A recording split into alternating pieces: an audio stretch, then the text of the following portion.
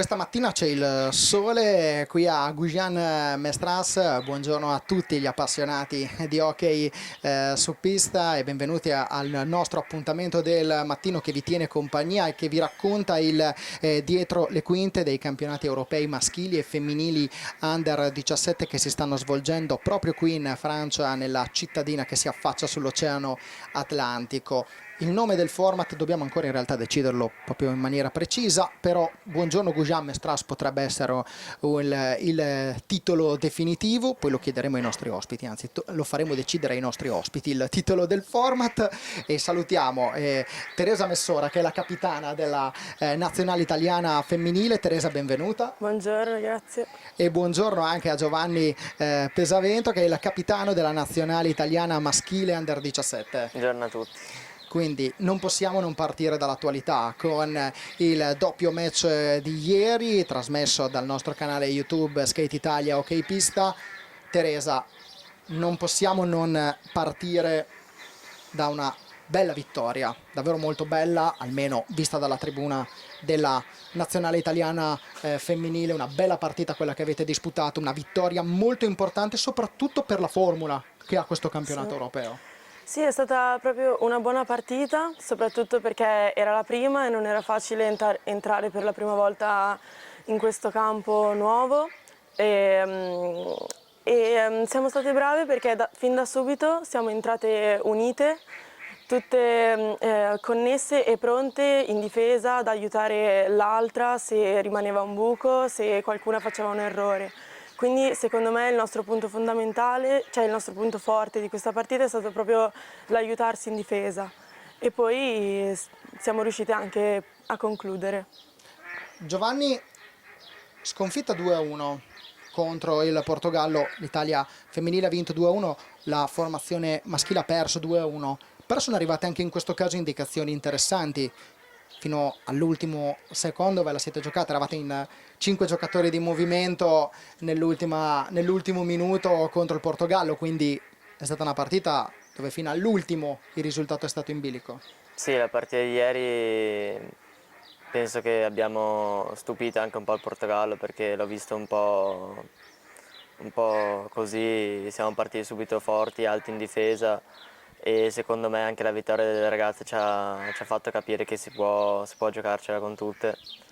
E abbiamo forse sbagliato, l'unica sbavatura grossa che abbiamo fatto, ci siamo beccati il primo gol, però abbiamo avuto tante occasioni, siamo stati noi che abbiamo fatto gioco e è andata così, però per essere la prima abbiamo fatto secondo me un bel impatto. Mi piace questo aspetto che è stata anche la nazionale femminile, la vittoria della nazionale femminile a darvi forza, quindi Teresa, speriamo che sia il contrario oggi, quindi, perché lo ricordiamo alle 17 cioè Italia-Spagna, alle 19 Francia-Italia, entrambe le partite come quelle di ieri nel doppio match contro il Portogallo saranno trasmesse in diretta sul canale YouTube Skate Italia OK Pista. Tra poco andremo a parlare proprio della partita di oggi. Facciamo un piccolo focus su di voi, perché entrambi possiamo dire avete scelto di sposare l'hockey su pista, perché Teresa Messora, puoi correggermi se non sbaglio Teresa, in caso di errore, tu Teresa sei emiliana, sei cresciuta sportivamente a Modena, hai giocato anche nello Scandiano, adesso giochi nel Valdagno, quindi a 16 anni tu hai già fatto la scelta di lasciare casa e di andare a giocare un anno fuori casa. Ecco, Teresa, com'è questa decisione e soprattutto cosa rappresenta l'hockey per te? Beh, allora, sicuramente non è stata una decisione facile, però sentivo che avevo bisogno di un settore femminile più forte, dove appunto in un posto dove potessi allenarmi tutta la settimana con delle ragazze e appunto avere una squadra femminile con cui stare. E come detto, cioè, appunto andare lontano da casa per me non è stato per niente facile, però appunto l'hockey per me è sempre stata una parte molto importante, un momento di sfogo, un momento in cui divertirmi e quindi E ti ha portato a essere capitana della nazionale anche, quindi vuol dire che è una scelta che ha dato i suoi frutti. Immagino che sia molto emozionante per te aver vestito quella fascia quando c'è stata la consegna anche nella serata di domenica quando ti hanno consegnato la fascia. Sì, sì, è stato molto emozionante e appunto è molto bello poter rappresentare un po' l'impegno di tutte, cioè l'impegno che ci mettiamo tutte durante il campionato. Ecco Giovanni, anche tu sei capitano e anche tu hai fatto questa scelta, perché tu sei originario, tu sei veneto, hai giocato nel Montecchio Precalcino, poi dopo è arrivata una chiamata dalla Pumas Viareggio, in tribuna ieri c'era un tale Mirko Bertolucci Sì, mi suona familiare. ti suona familiare questo nome, potrebbe essere venuto a vedere anche un componente della squadra femminile che si chiama Bianca Bertolucci, secondo me ha osservato con attenzione ovviamente anche la tua partita. Ecco, anche per te Giovanni, cosa ha rappresentato questo passaggio? Perché immagino che anche per te come per Teresa non sia stato semplice lasciare casa. Sì, per me il passaggio da Montecchio alla Pumas è stato, diciamo, un bivio e io ho deciso di andare là per Mirko perché penso sia uno degli allenatori più completi in Italia, però per me è tuttora di grande ispirazione mio fratello